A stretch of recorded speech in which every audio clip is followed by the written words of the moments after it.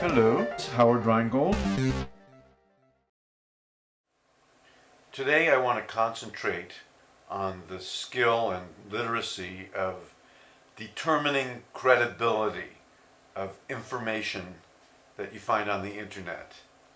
But I believe that this skill, this literacy, if you will, is one of a set of literacies that everyone who uses the internet, particularly young people who are just starting out, ought to know.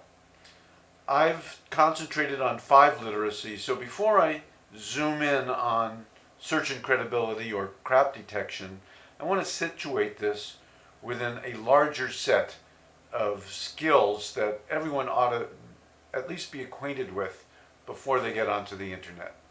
But I really believe that we've got to get beyond skills. Because skills is very much an individual attribute. If you were the only person on earth who knew how to operate a gun or a fishing rod, you would be tremendously empowered. If you were the only person who knew how to read and write, you would be quite frustrated and possibly crazy. So I think we need to go beyond skills to literacies. And by that I mean, my definition is skills plus community. And we're talking about social media here.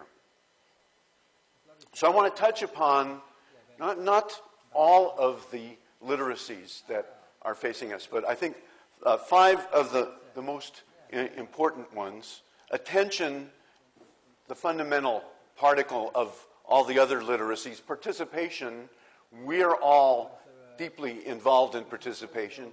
Cooperation is something that I have written and talked about for a number of years. Critical consumption, or call it crap detection. In fact, if you search on that, you'll find my article on it. And what I'm calling network awareness. I think all of these need to work together. Ultimately, the fluency is not in a particular literacy, but being able to put these literacies together. I'm afraid that we as parents and educators have received a lot of material that's not very good information about child safety on the internet. There's a lot of concern about people being molested by predators on the internet, and that is something that we should be concerned about. But the empirical evidence shows that Sonia Livingston at the London School of Economics, out of 1 million children, 5 of them on the internet were molested by someone that they met on the internet, and 50,000 were molested by someone in their home or their neighborhood. So if you're concerned about child safety issues, as we all should be, we would really do better to concentrate on the neighborhood and the home. And when we're concentrating on the internet, if we think about critical thinking, about how to teach our children to think for themselves, they're going to solve that issue of child safety. They're not going to fall for false information that a person may give them, or they're not going to be easily fooled into believing that unhealthy information is healthy information.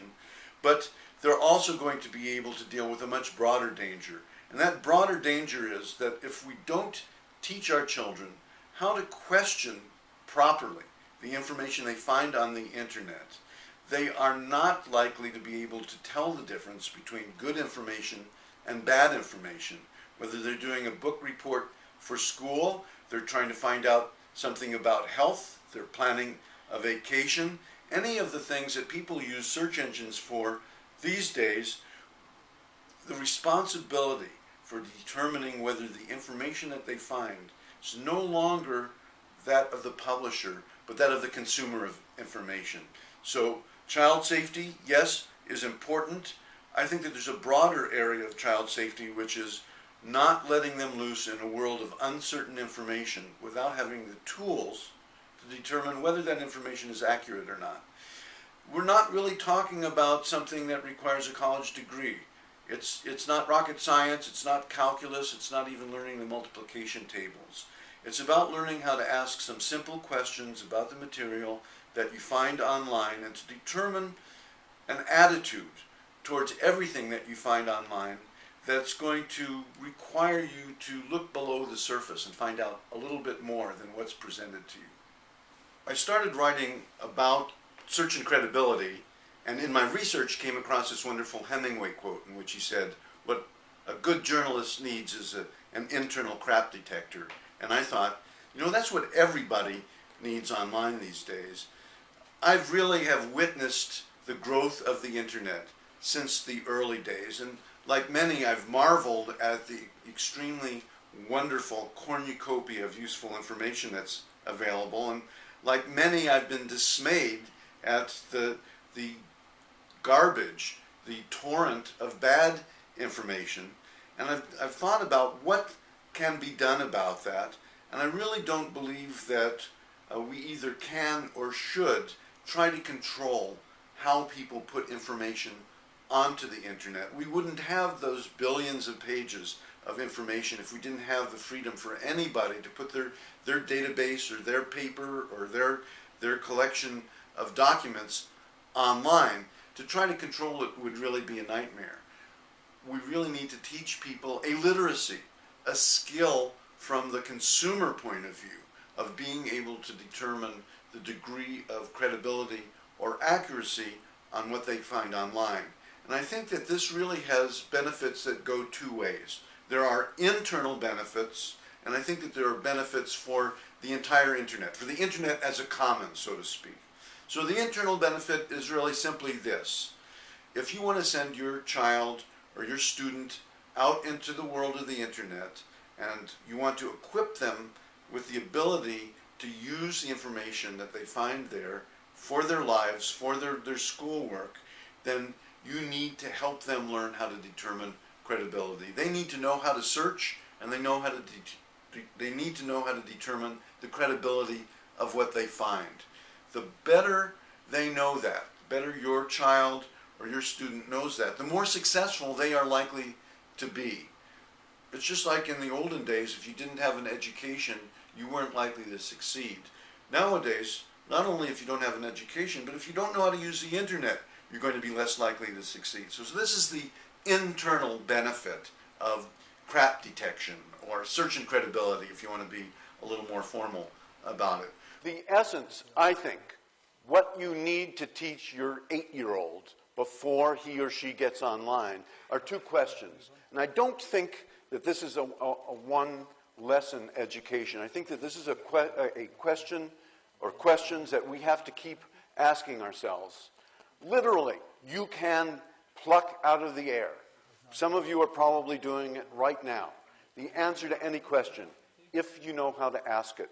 So step one is knowing how to ask that question, how to query the search engine. But the second step is that's the tricky one. How do you know what you find is accurate? But I believe that the external benefit, the benefit to all of us, is very important.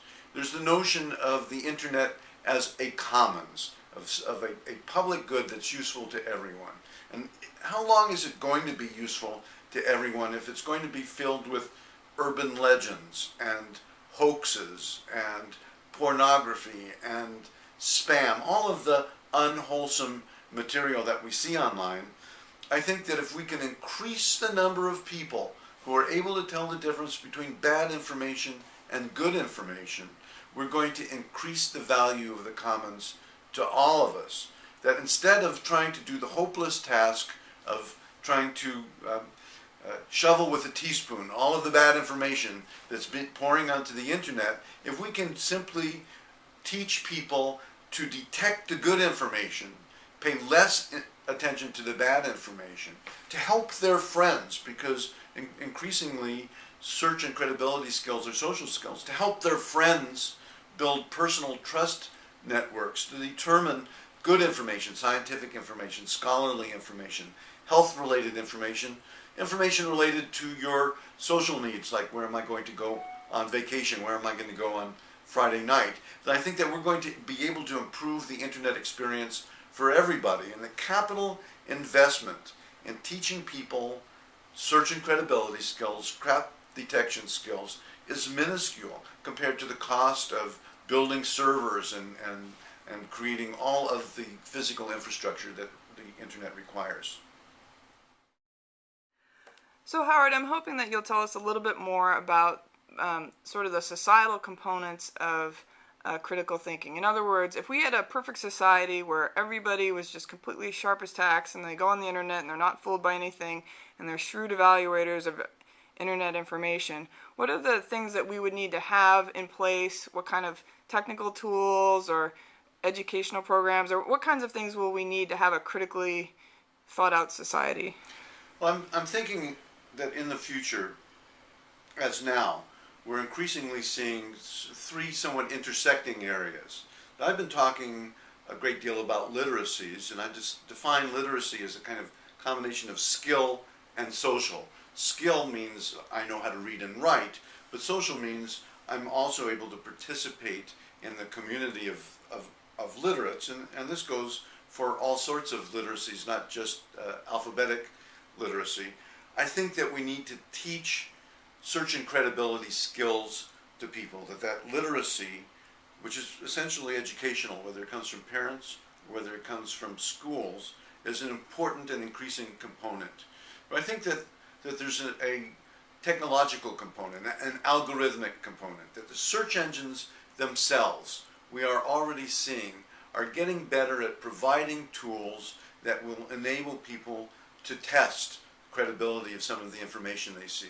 For example, there are non-governmental organizations around medical information that provide plugins for a number of different web browsers that detect when you are looking for health information, and that can give you some kind of measure of credibility that a panel of experts may have about that information. So building kind of plugins to web browsers that help people, give them not the answer, but maybe help them focus a little bit more on better credibility is one direction along with skills. But I also think that there's a social component in that in the education world nowadays, we're talking about a world in which people are connected with each other through their laptops, through their mobile phones, through the internet. We talk about personal learning networks, which consist of other students, of teachers, of trusted sources who we follow. We follow their bookmarks on bookmarking services. We may follow them on online services like Twitter or Facebook or others. But it's a network of people who we come to trust because they know something. Now, they may know something about one particular field, and we don't particularly have any degree of trust in their knowledge in some other field. So it's really up to the individual to develop who is in their personal learning network. And I think that we should expand this to think of personal trust networks. Who do I trust to point me in the right direction about medical information or historical information or scientific information? To some degree, that authority has been vested in texts, and being able to determine the credibility of a text that we determine online is important. But also, to some degree, that's vested in people, in authorities, whether those are teachers or experts in industry or people we know who have particular expertise. So if you think of these three pieces as kind of intersecting, one of those Venn diagrams, you've got the skills and literacies that come from educating people about how to inspect information online and make judgments for themselves. We've got the search engines are continuing to develop their ability to help us to filter information, to focus on information that may be more credible. And then we've got the social aspect. Who do we as individuals trust? Who do we turn to for information? Who turns to us for trusted information? The ability to develop those trust networks together with the development of those skills and the ability to use the continually evolving capabilities of search engines. I think that that's really where the future of search and credibility, crap detection, if you will, is heading. There's a sort of well-known example about a Martin Luther King Jr. site that you can put in the search for the famous civil rights leader's name, and you will run across this site. And I was hoping you'd walk us through a little bit about the sort of the crap detection thinking. You put Martin Luther King Jr. Into the search box, you get some answers back, some different web links or information. What is the process by which you would go through to evaluate the credibility of those sites? What is your thinking about what students should know as they get the search results back? Well, when my daughter first started using search engines, and she came of age at about the same time the web started coming of age, and they had these new tools called search engines.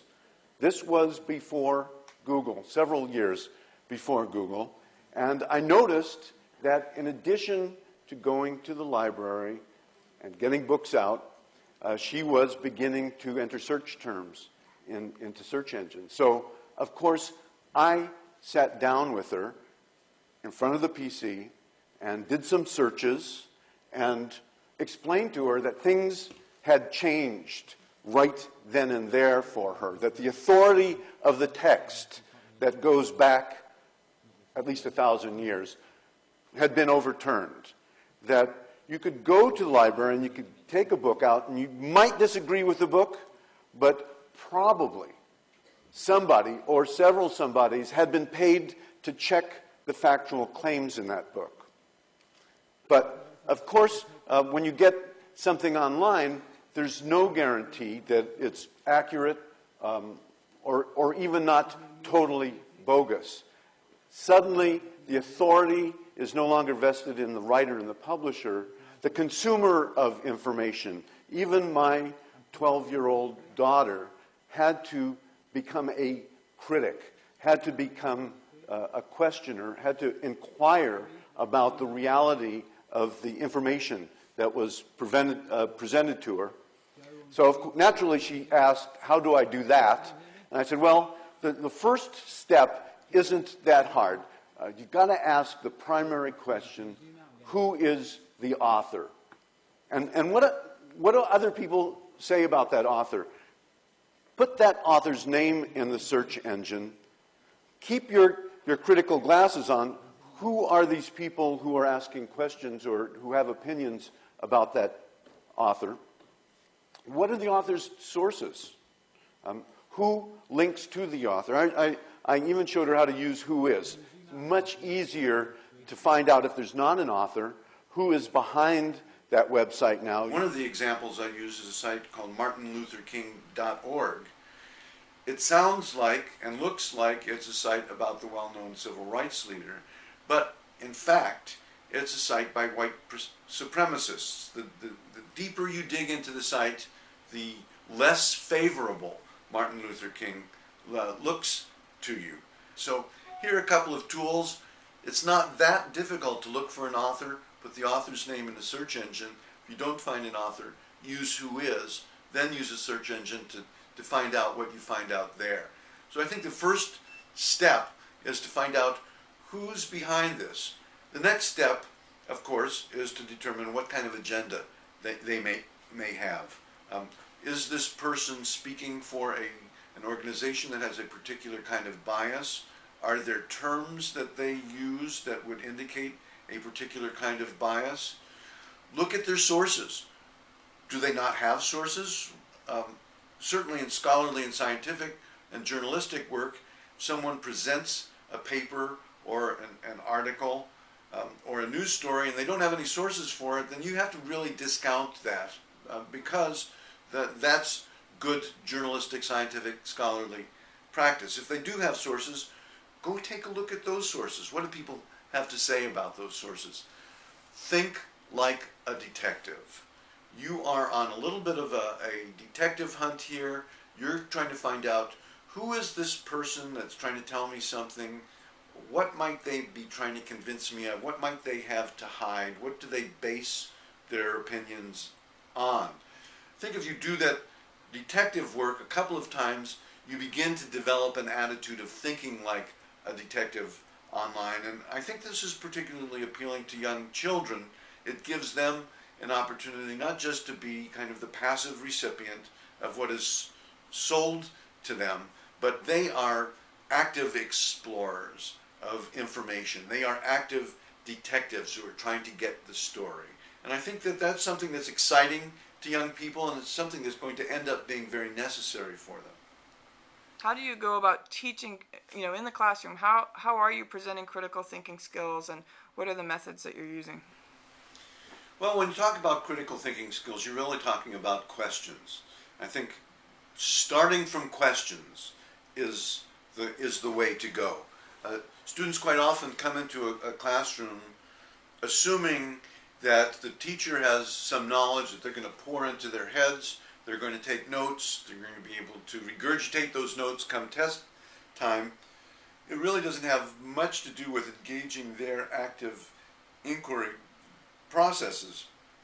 So at the beginning of the term, the very first class, I take the themes of the 8 or 10 or 15 classes to come, depending on whether I'm teaching a quarter or a semester, and I write those on the board.